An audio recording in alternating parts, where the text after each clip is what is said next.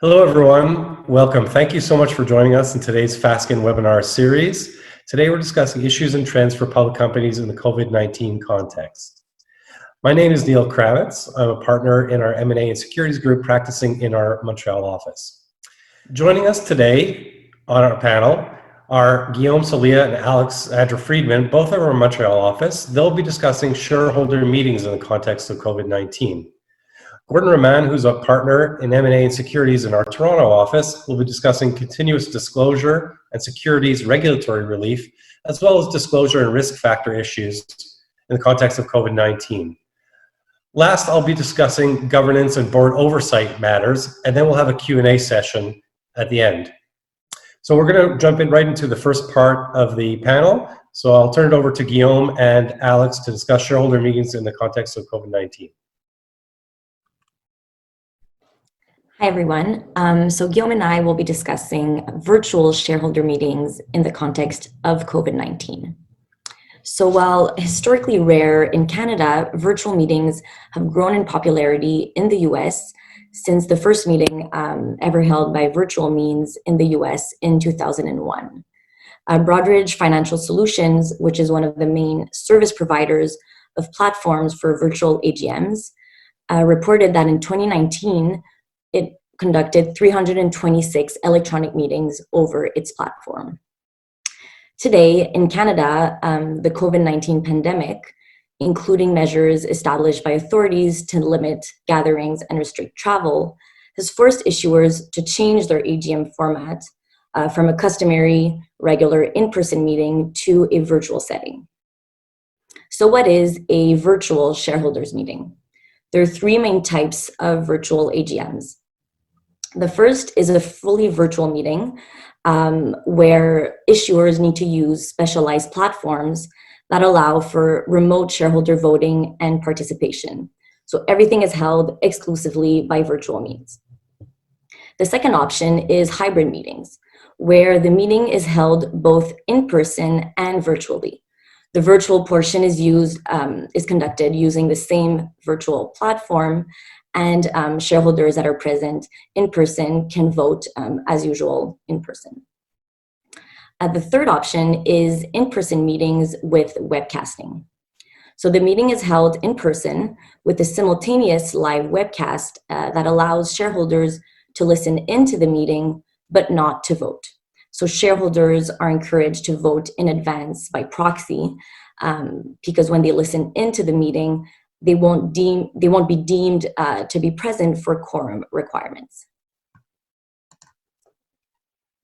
So how are virtual AGMs regulated? First, an issuer that is deciding whether to hold a virtual AGM needs to look at its governing bylaws and the corporate statutes that govern its corporation. Under the CBCA and most provincial corporate statutes, meetings can be held solely by virtual means if provided in the corporation's bylaws. Ontario has a slightly more lenient regime where virtual AGMs are authorized unless prohibited in the corporation's bylaws. But today, in the context of COVID-19, the pandemic has facilitated virtual meetings with various temporary reliefs. So first, we have corporate regulators through various orders that have temporarily authorized virtual AGMs. So namely, in Quebec and in Ontario, corporate regulators have authorized virtual AGMs, notwithstanding any limitations in the corporation's bylaws. Second of all, securities regulators play an important role here, and the Canadian Securities Administrators have issued relaxed guidance on disclosure and mailing requirements to shareholders, namely in the case where issuers decided to change their meeting format after having sent their circular to shareholders. And finally, stock exchanges are another important actor, and the TSX has allowed corporations listed on its exchange to hold their 2020 annual meeting up to December 31st, 2020, notwithstanding applicable delays provided in the TSX manual, which usually depend on a corporation's year end. Okay, So in the context of COVID-19, proxy advisory firms have gotten on board with virtual AGMs. Proxy advisory firms have traditionally recommended withholding support from governance committee members when a corporation conducts a virtual-only meeting, unless the corporation complies with certain criteria issued by proxy advisory firms. But as a result of the pandemic, both ISS and Glass Lewis, two prominent proxy advisory firms, have indicated that they'll relax their guidelines with regards to virtual AGMs for Canadian issuers. So specifically, ISS encourages companies that plan to hold a virtual AGM in 2020 to disclose the reason for their decision, so by referencing COVID-19, and providing shareholders with a meaningful opportunity to participate as fully as possible in the meeting. And this should include being able to ask questions to both directors and senior management. ISS encourages companies to return to an in-person or hybrid meeting as soon as practicable following the pandemic. In a similar manner, Glass Lewis, for the duration of the 2020 proxy season, indicated that it'll review virtual-only meetings on a case-by-case basis and expects companies to disclose, at a minimum, their rationale for holding a virtual-only meeting. Glass Lewis also indicates that for shareholder meetings occurring after June 30th, 2020, its regular standards will apply. So I'll now pass it along to Guillaume for a bit of empirical data on the matter. Thank you, Alexandra. Since the beginning of the COVID-19 crisis, from March 1st, 2020 to April 14, 2020, we monitored issuers listed on the TSX and TSXV with regards to their 2020 AGMs. More than 160 TSX and TSXV issuers announced that they will use virtual technology to hold their 2020 AGM, either by fully virtual, hybrid, or webcasting means. Of these, more than 155 and 145 issuers opt for fully virtual or hybrid format, both of which allow, as mentioned earlier, for remote shareholders voting and participation, representing, as you can see from the graph, a significant increase since 2019. Fully virtual meetings are the most popular meeting format, as opposed to hybrid and in-person meetings with live webcast. Specialized platform, although more expensive, gain in popularity. We noted that 79% of the issuer opted for a fully virtual meeting, while 11% have opted for an hybrid meeting, and 9% for an in-person with webcast. Lumi Global has been the most favored platform to hold a virtual AGM.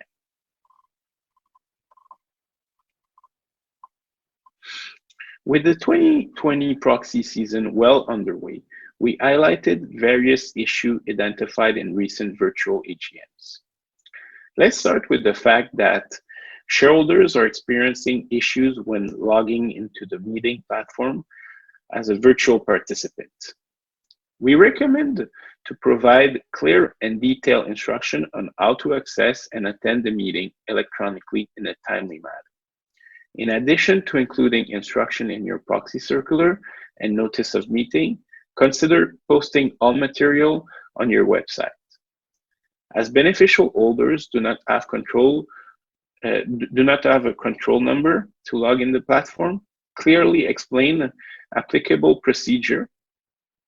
Note that registered holders are often required to transfer the proxy to the beneficial holder prior to the meeting.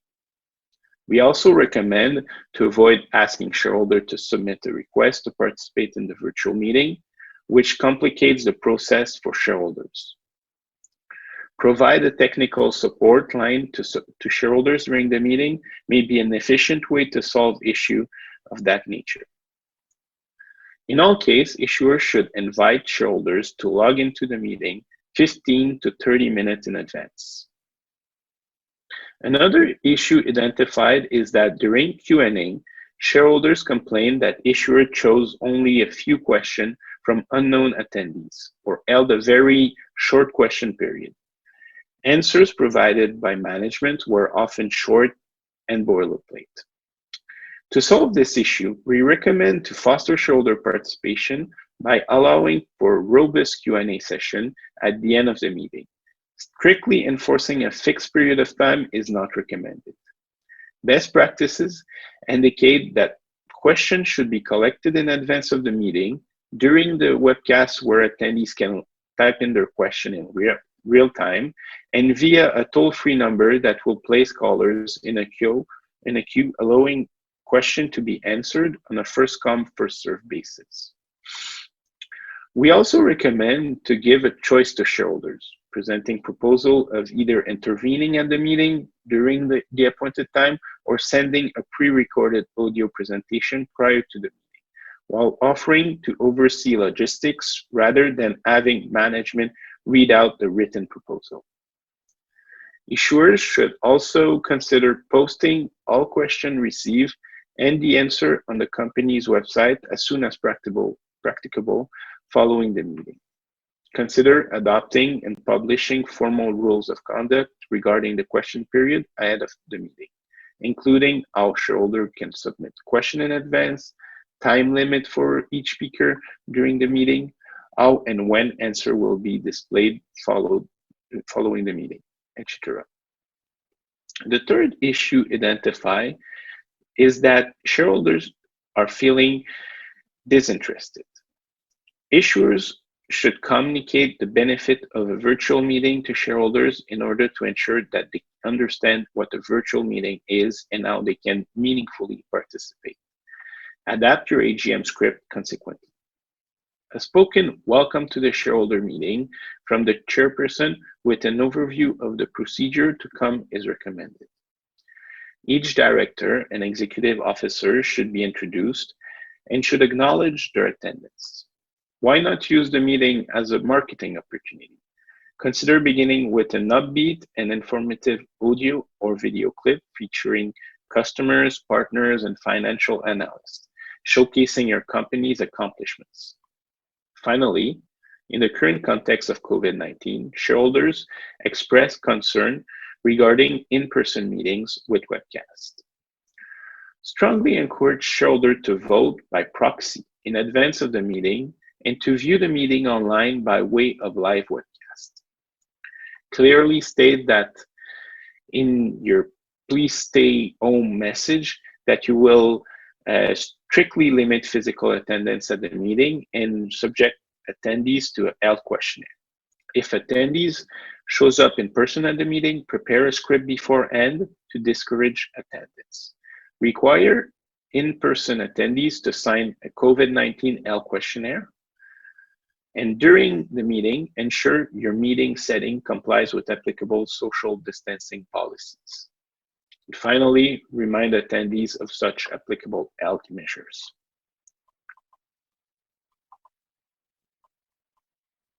For companies who opt to continue holding virtual shareholders meeting in subsequent years, proxy advisory firms have indicated that practice guidelines. For companies who opt to continue holding virtual shareholders meeting in subsequent years, proxy advisory firms have issued best practice guidelines. Both Glass Lewis and ISC support hybrid meetings over virtual-only meetings, where virtual meeting technology is used as a complement to a traditional in-person shareholder meeting by expanding participation of shareholders who are unable to attend a shareholder meeting in person. When analyzing the governance profile of a company that chose to hold virtual-only meeting, Glass Lewis will look for robust disclosure in a company's proxy statement, which assures shareholders that they will be afforded the same rights and opportunity to participate as they would at an in-person meeting. It will vote against the governance committee where the company did not produce such disclosure. ISS encourages board to put the matter of the format of the AGM to a vote to allow shareholders to decide. I will now pass the ball to Gordon, who will be discussing continuous disclosure and securities regulatory relief. Thank you. Thanks, Guillaume. I'm going to touch on two topics today. First, I'm going to touch on the continuous disclosure and securities regulatory relief that has been provided in the context of COVID-19. And then I'll touch on some of the disclosure issues that issuers should be thinking about in the context of what is currently going on. So with respect to continuous disclosure and securities regulatory relief, they really fall into three buckets. So the first bucket is what the securities regulators have provided through publications from the CSA. And the second and third are really from the two stock exchanges, both from the TSX and the TSXV.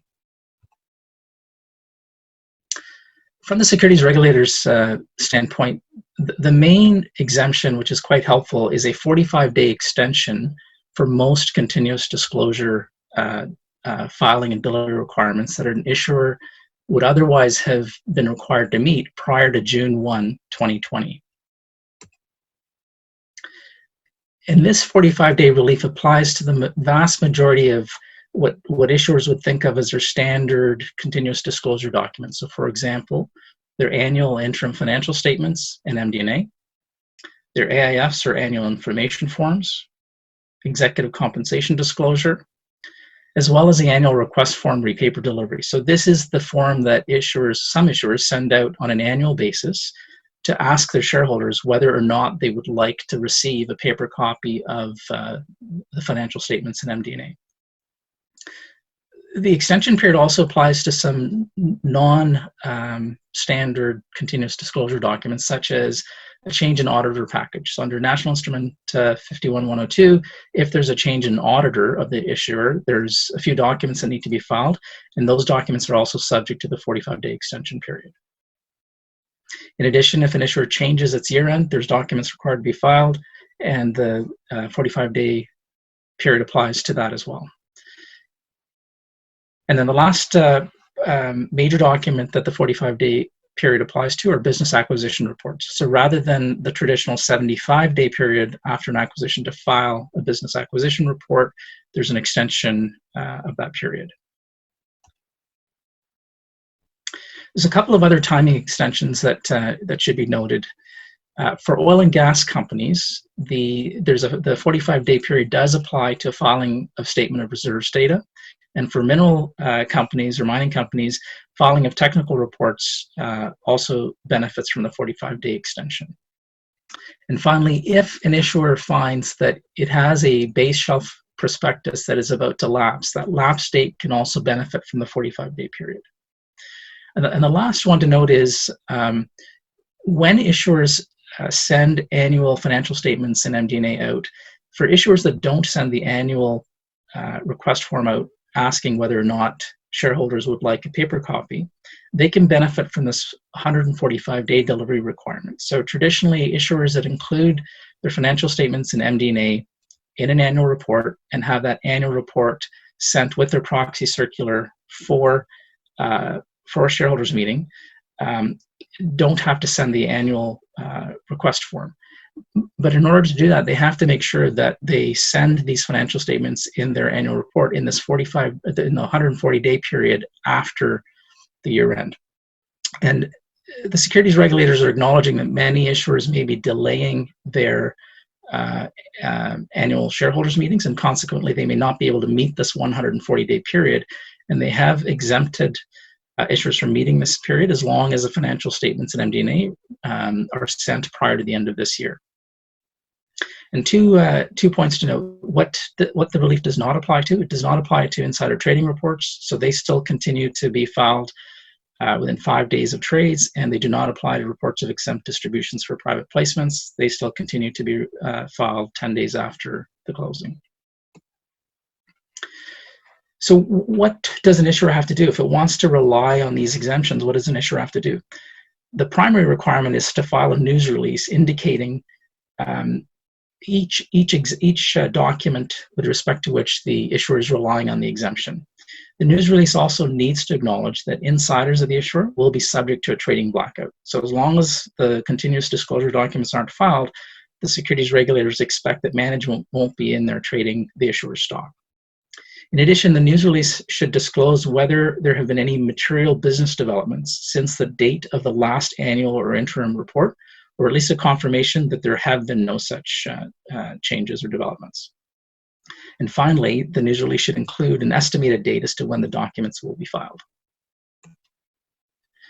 After that initial news release, 30 days into the extension period, it's required that another news release be filed, indicating whether there have been any changes in the business, any material business developments in that 30-day period. A couple other rules of thumb to note.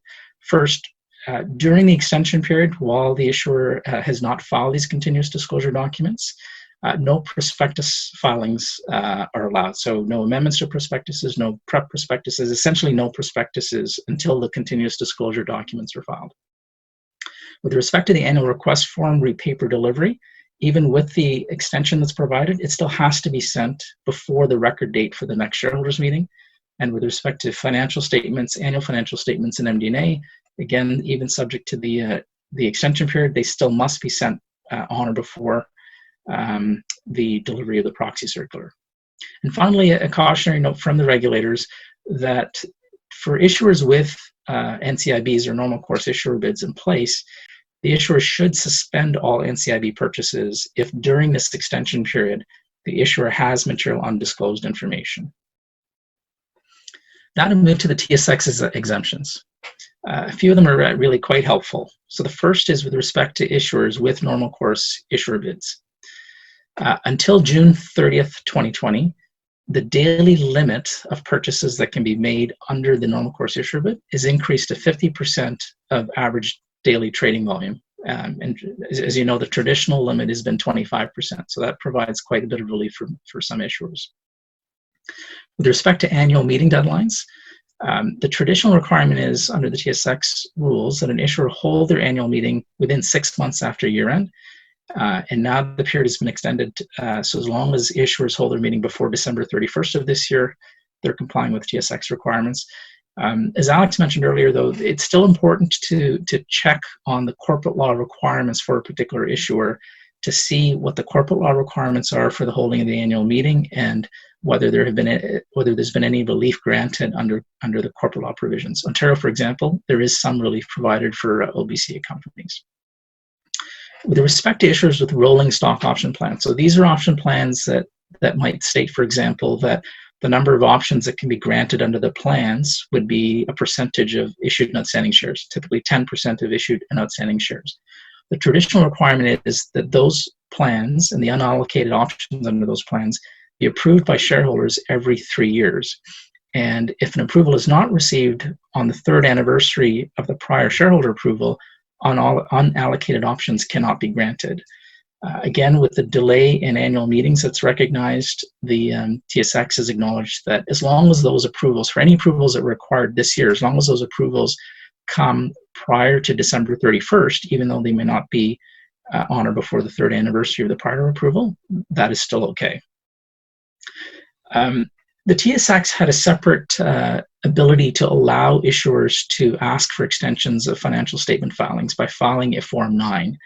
Now that the CSA has provided blanket relief in order to delay the financial statement filings, the TSX is acknowledging that Form 9 does not need to be filed when an issuer is relying on that CSA exemption. Finally, the TSX acknowledges that the definition of market price may need some tweaks. So market price is used in a number of instances in the TSX company manual with respect to pricing of shares. And traditionally, the definition of market price has been a 5-day volume-weighted average price. The TSX acknowledges essentially that during these times, that 5-day, particularly when stock prices are quite volatile, that the 5-day period might be too long in certain instances, and it's willing to consider shorter periods on a case-by-case basis. With respect to the TSXV exemptions, the first one to note is really the minimum stock price. Traditionally, the TSXV has not allowed shares to be issued at a price less than 5 cents per share. But there's a real acknowledgement that many issuers have had share prices plummet in the last few weeks. And so many issuers have stock prices that are less than 5 cents, and they may still need to raise capital. So until September 30th of this year, the minimum price has been reduced to 1 cent. So if an issuer has its stock price less than 5 cents and it does an issuance, it can do the issuance at a minimum price of up to 1 cent. It's important to note that this relief does not apply to conversion prices of stock options or convertible debt. In addition, if the proceeds that are used from these reduced price offerings can't be used to pay management fees, and even if the shares are issued pursuant to prospectus, if they're issued at this lower price, the TSXV will still put a 4-month hold period on the trading of those shares. With respect to annual meetings like the TSXV has acknowledged that annual meetings can be held up until December 31st of this year instead of the traditional rule, which is 15 months of the last meeting. Again, please check your corporate statute. Again, with rolling stock option plans, rather than the 3-year approval for TSX companies, the TSXV has an annual approval requirement. And the acknowledgement here is that that annual approval can come at any time during the course of this year. So those are the relief mechanisms by the securities regulators and the stock exchanges. What I'd like to move to next are disclosure issues that issuers are struggling with and facing during the course of the current events.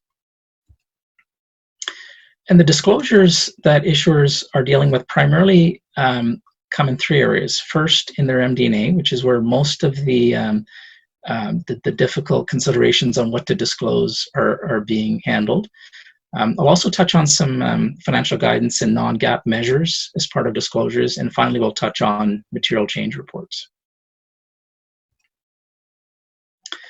So MD&A, or management's discussion and analysis. By way of summary, this is really management's ability to comment on its financial statements, for management to add color on the financial performance of the company, to provide investors with a more intrinsic understanding of the financial performance that is not clearly visible from just reviewing the financial statements. So it provides management with an opportunity to discuss things like, what are the contingent liabilities of the company?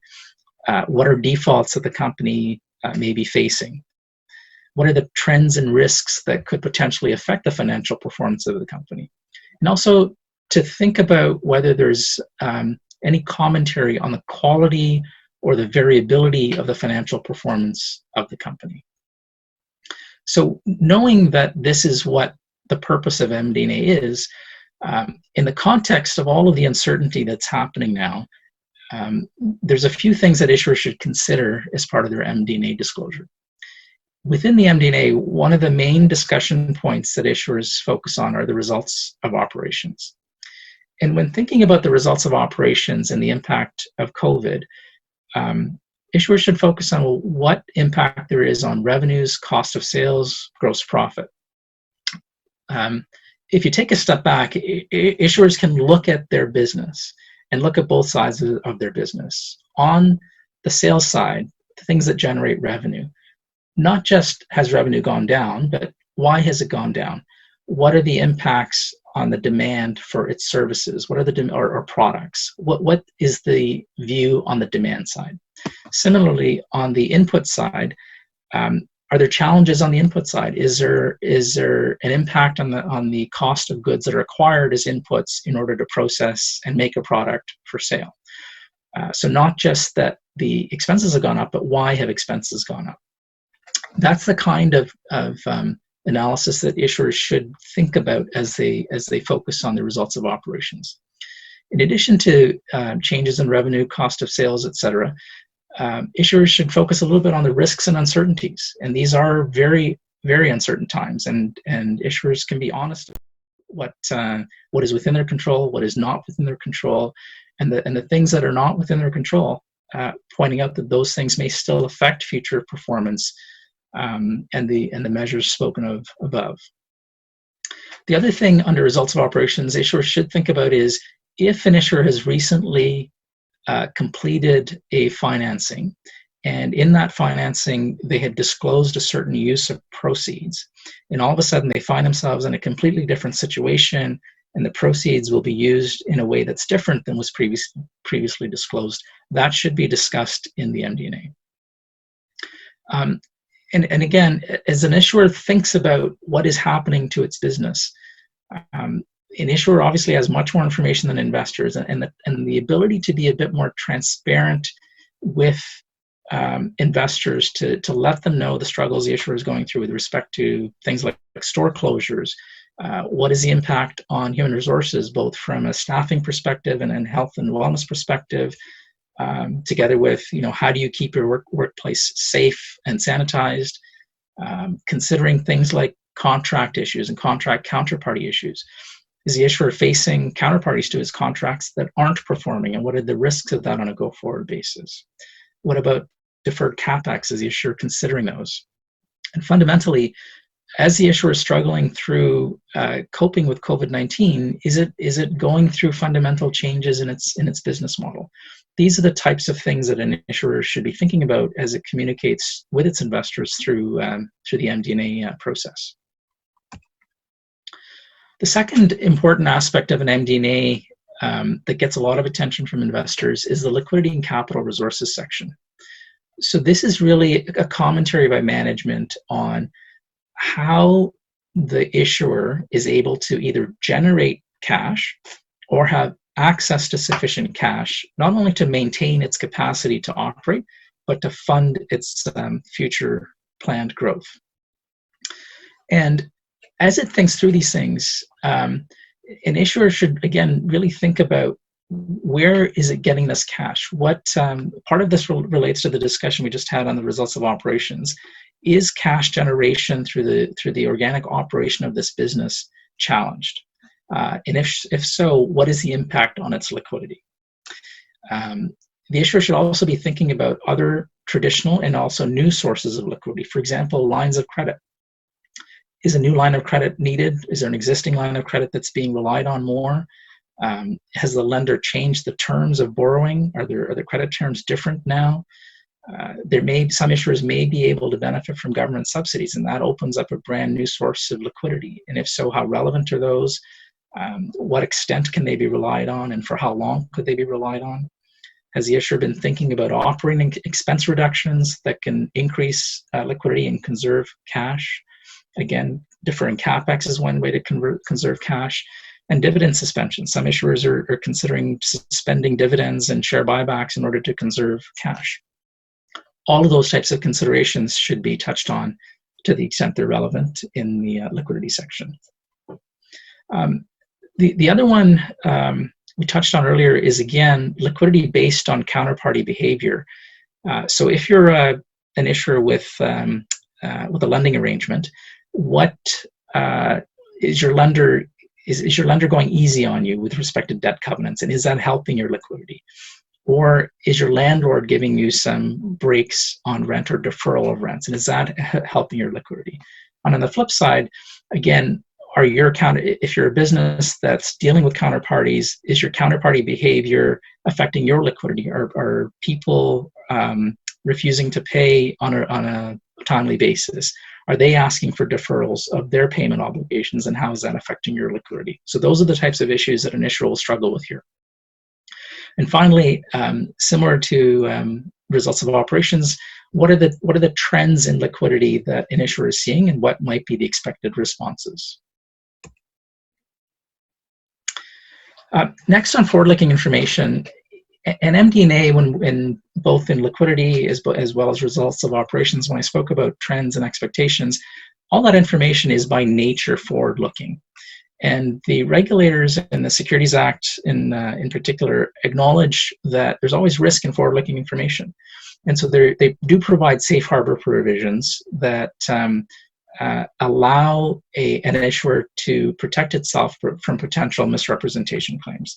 And the safe harbor provisions essentially require that an issuer identify forward-looking information, Secondly, that it provide cautionary language that warns investors that results may vary from that forward-looking information, but also that it identifies the risks that could cause those results to vary. And that the issuer states the factors or the assumptions that it used to develop that forward-looking information, and that there's an inherent understanding that those assumptions have to be reasonable at the time they were made. And finally, they require that the safe harbor provisions require that the issuer describe their policy to update forward-looking information. So when it comes to the current MD&A that an issuer is drafting, 2 points to consider. With respect to information that you're putting in that is truly forward-looking in nature, have you complied with these safe harbor provisions? Are you able to make assumptions that are reasonable? Have you identified the information, and have you thought about the risks that could be that could impact all of those all that information, and have you highlighted it? Secondly, an issuer should actually go back for previous disclosure, previous MD&A, previous press releases, and think about any forward-looking information that was provided in those disclosures, and consider whether some of these things still apply. So the assumptions that were underlying that previous forward-looking information, are they still reasonable? Are they still valid? Are there new risks with respect to that previously disclosed forward-looking information that have now presented themselves? If so, in the current MD&A, this is the opportunity for the issuer to discuss those differences in previously disclosed forward-looking information. Risk factors. Risk factors, I mean, there's a wide variety of approaches to risk factors. Many issuers have risk factors and they think of them as boilerplate. They're traditionally in the back of an MD&A or back of an AIF. And many risk factors are very generic. The guidance from securities regulators and what institutional shareholders really like to see is risk factors that are a bit more specific. And this is a real balancing act for many issuers. The balancing act is how specific can you get with your risk factors when there's so much uncertainty still. You may not know exactly what might happen based on the level of uncertainty, and that's fine. But that balancing act is something that issuers should go through and think about. Is it possible to be specific with respect to what is happening in the business, what are the risks, and how does it affect the particular issuer? And there's two levels of inquiry. One, are there specific risks to the industry itself? And apart from the industry, are there specific risks to the issuer based on its current circumstances? And that's a thought process that issuers should be struggling with. Some of the examples of recent risk factor amendments that we've seen where people or issuers are struggling with the types of issues that they're facing today are risk factors relating to operations, day-to-day operations. How are they managing in the current situation? Are there risks to their employees? Are there health and safety issues that they're considering? Issuers also dealing with mandated closures. So when their business has been impacted by mandated closures, what is the risk for them, for example, when the closure orders lift, that they're able to get up and running quickly? Is there a risk that they may not be able to get up and running quickly? With respect to the market volatility of share prices, are issuers in need of capital? And could that volatility affect their access to capital specifically? What's the current situation with respect to the issuer, with respect to its need for capital? The other one that's getting a lot of attention are disruptions in supply chains. And a lot of issuers are thinking about what are all of the inputs to the products that they're manufacturing or their services that they're providing. And what are the risks to those supply chains? Not only immediately, but in the medium to long term, as countries, as other companies all start to look at how they supply their own customers. What are the disruptions on the inside? And on the sales side, is an issuer have any, through supply chain challenges, does an issuer have any challenges in distributing its goods and services? And again, how will this be affected on the short, medium, and long term? And finally, with respect to customers and suppliers, We're starting to see risk factors around either the ability or the willingness of counterparties to contracts performing those contracts. And some issuers are facing counterparties that either can't or are struggling to perform, and that's going to have an impact on issuers' businesses. And they're highlighting those in their risk factors as well. Quickly, just on financial information, issuers, there's several issuers that have that tend to issue guidance of their performance in the upcoming year. Sometimes it's an EBITDA target range, whatever the guidance is. We've seen many issuers issue press releases revoking that guidance or suspending that guidance just because the uncertainty is so great. And this happened quite quickly after COVID-19 was declared a pandemic, and quite quickly after states of emergency were declared in various provinces. When the issuers are then going out with their continuous disclosure documents, such as their MD&A, what we're finding is issuers are, to the extent that they're still issuing some form of guidance, it's in a much narrower range. It may be for only 1 quarter as opposed to 2 or 3 quarters or an upcoming year as it was in the past. So looking at previous guidance issued is a useful exercise for issuers to go through. And finally, on non-GAAP financial measures. So these are things like EBITDA and adjusted EBITDA. We often adjust out things that are not, that we think of as one-time and non-recurring. The regulators like to remind us that something is only non-recurring if it hasn't happened in the last 2 years or is not likely to happen in the next 2 years. So if an issuer wants to take an adjustment for something that's COVID-related, it should really be asking itself, what's the likelihood that this could happen again next year? Are you going to be out of it in a year? But if you think that you might not be, then you may not be able to think of it as a non-recurring item. And finally, with respect to other adjustments that are stated as being COVID-related, institutional investors are really thinking about what the underlying factors are for those adjustments and whether some of those underlying factors might have existed prior to the pandemic, and if so, is it truly a COVID-related adjustment or not? And the last point I'll touch on is just material change reports. Again, by way of a recap, material change is really a change in an issuer's business operations or capital that would reasonably be expected to have a significant effect on the market price or the value of its securities, or a decision to implement such a change. And the rule is that when an issuer has a material change, it immediately files a press release and files a material change report within 10 days. So in determining whether or not a material change report is required, an issuer could think about a couple questions. One, is the change that it's facing the same change that all participants in its industry are facing? If so, it may well conclude that a material change report may not be required. But if there's a specific impact on the issuer that's different than the rest of the industry, how significant is that impact? And is it significant enough that it is material to that issuer that a report is required? That's really the question. In addition, the effect of a government policy, government subsidies, the behavior of suppliers and customers, how significant are all of those? And is there anything specific to the issuer that's different than the rest of the industry? Those types of impacts, if they're significant and material, might warrant a filing of a material change report by an issuer. So the kinds of issues that issuers are thinking about these days in terms of whether or not an MCR is required: disruptions to their operations, how significant disruptions to their workforce.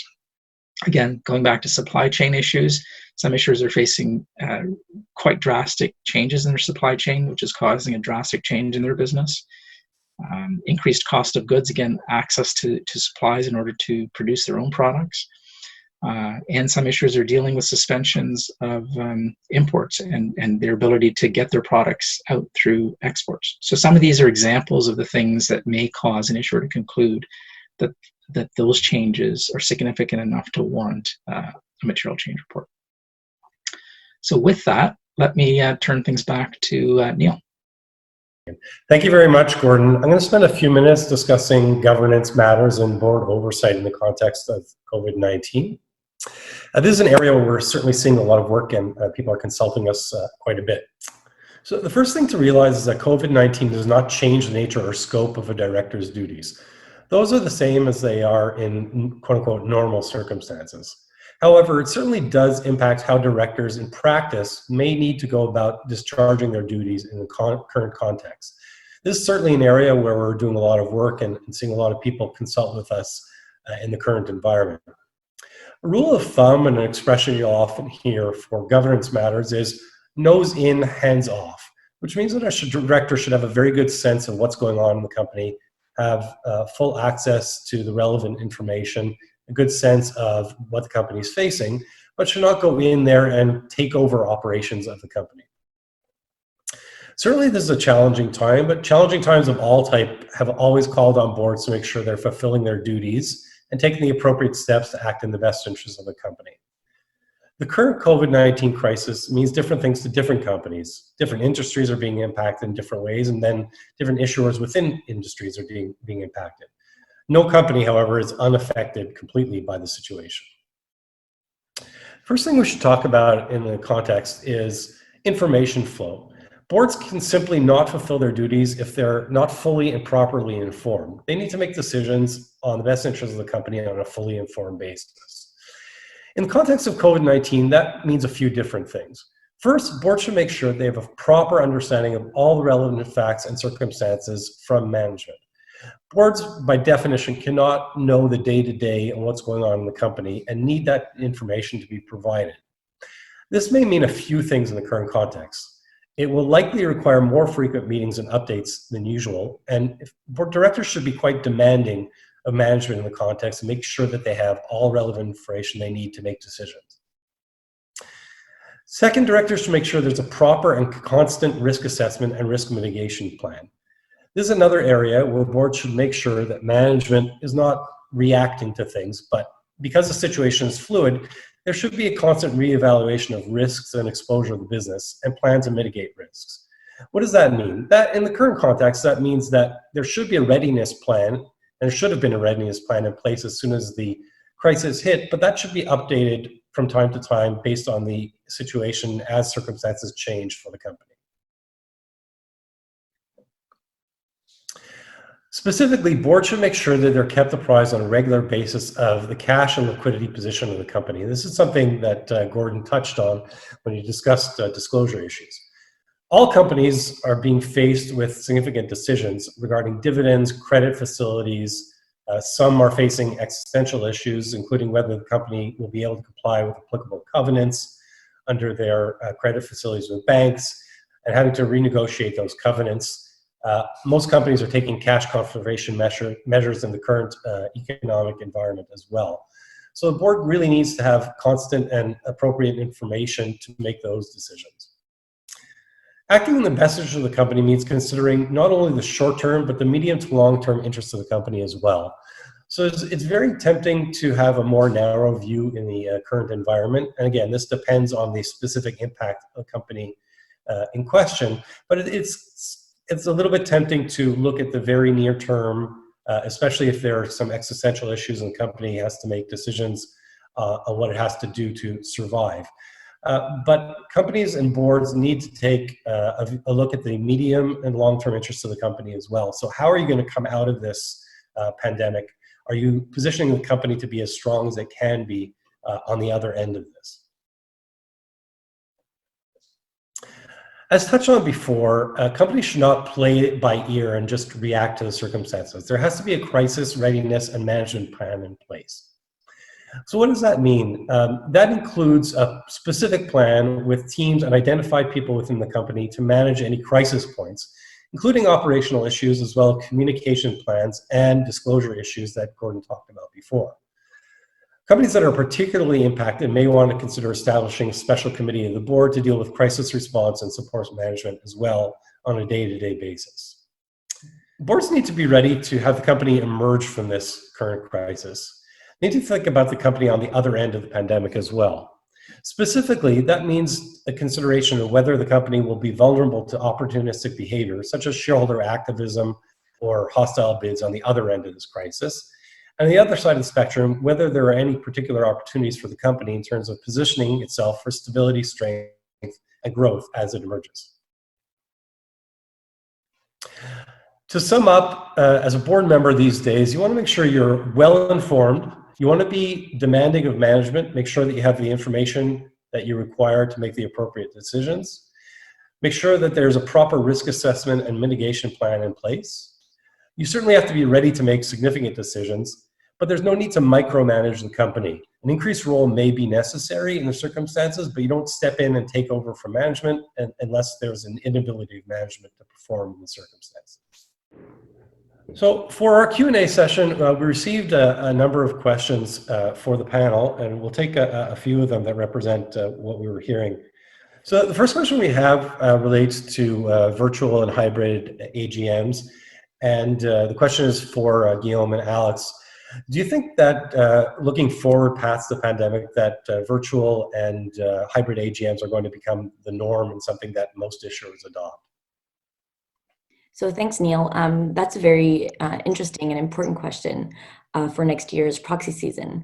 So on the one hand, some believe that virtual AGMs are here to stay because one of the impacts of this year's quarantines is the acceleration of what some have thought was the inevitable shift from an in-person meeting to a virtual setting. So whenever there's a new game-changing technology that comes along, as Lumi Global or Broadridge, as we talked about, and as it gets better and cheaper, there comes to be kind of a tipping point after which mass adoption is often inevitable. So while many shareholders, advocates hope that companies that were forced to use virtual means for their shareholder meeting will go back to an in-person meeting, virtual annual meetings may have reached that tipping point for mass adoption maybe a few years prior to what we would have initially anticipated. On the other hand, although COVID-19 has resulted in more issuers adopting virtual AGMs, issuers were forced to do so on a very short notice, given extreme circumstances. Therefore, as most did not adhere to virtual setting by choice, many issuers may be reluctant to adopt this format in the future. Indeed, in our experience, most companies have indicated publicly that they wish to go back to an in-person format next year and that they are looking forward to meet their shareholders face-to-face. However, it remains to be seen if in-person meeting with webcasting or hybrid meetings will become the most used formats in the upcoming years. Overall, we accompanied many clients who had positive experience. Meeting were attended virtually, all occurred smoothly. Both council and management adapt quickly in the circumstance, and we're looking forward to see what the 2021 proxy season will hold. Thanks very much, Alexandra and Guillaume. The next question was for Gordon. And the question is, we're all learning lessons from COVID-19. All companies are learning lessons, professionals are learning lessons. So do we think that there's going to be an impact? We're seeing securities regulators grant exemptions and issuers approaching disclosure in a particular way. Do we see any changes to the way that either regulators or issuers are going to deal with some of these disclosure matters going forward, kind of post-pandemic? Thanks, Noel. It's a good question. I chuckle to myself internally a little bit, particularly about the issuers and whether they're going to change their behaviors going forward, because it's a little bit like asking me whether I'm still using the treadmill I got at the beginning of the year and whether those habits have stuck or not. I think for many issuers that the level of change and the speed of just change has been quite remarkable, and seeing how it impacts their business. So I think certainly for some issuers, the way they make a concerted effort to understand the impact of the situation on their particular business and how they're being transparent and timely in updating their investors, I think certainly some of them will make a much more concerted effort to do that. And I think you're going to start to see disclosures that are a little bit less boilerplate, and those habits I think will stick.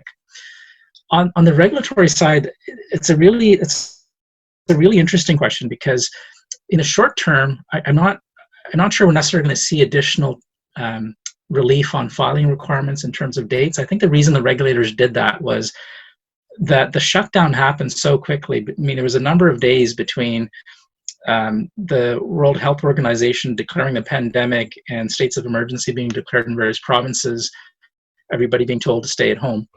The shock of how quickly that happened meant that issuers were struggling with trying to figure out how it impacted their business. I think regulators realized that and therefore provided extended time periods to understand that as much as possible and finally put that in disclosure documents. Now that the shock has finished, I think regulators probably think most issuers are now able to operate as best as they can. They acknowledge that there's a ton of uncertainty, but they should at least have had time to catch up in understanding that shock and trying to figure out how to describe the impact on their business. So unless there's another shock, I can't see another extension period of those filings.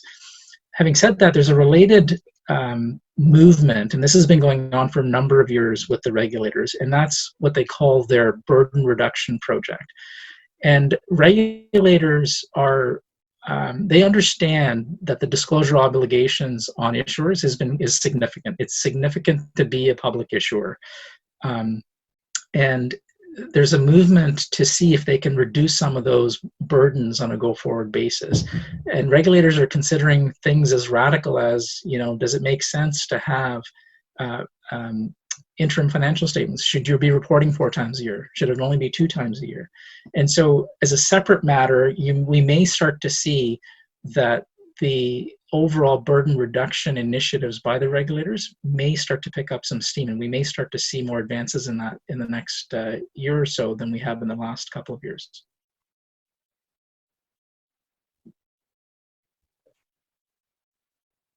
Thanks very much, Gordon. The next question was for the board oversight and governance section, which is, Neil, if you're a board member now, what would you do differently compared to normal circumstances? So an interesting question, because the answer is, on one side of it is nothing.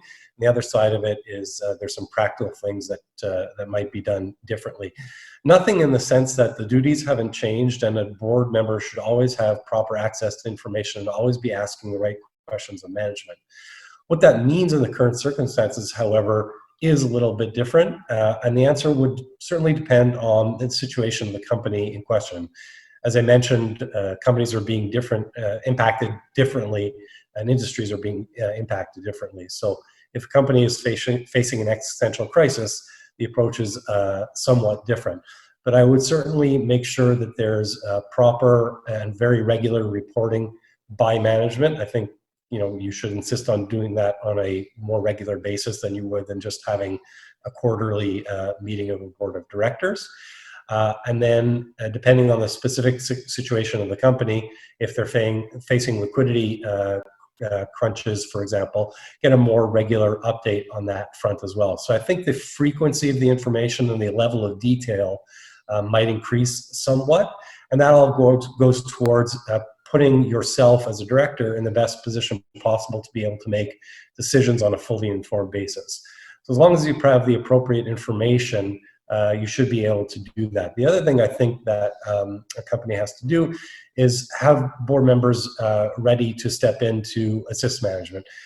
Gordon alluded to this when he was talking about the strains that are being put on companies. So management certainly under a lot of strain, and if there's an ability of the board to step in and help with respect to certain elements, not on operational matters, but on matters where the board needs some assistance and additional guidance.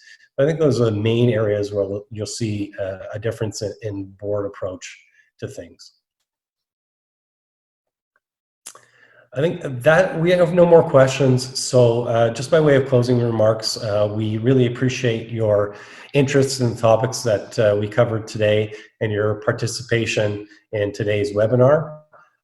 There's a lot of information on the Fasken COVID-19 Knowledge Hub, so please feel free to access that. And you have all of the contact information for the panelists today. If you have any questions on anything that we touched on or any other public company issues, you should please feel free to reach out to any of us. And with that, we'll just say that we wish you all well, stay safe. Thank you very much.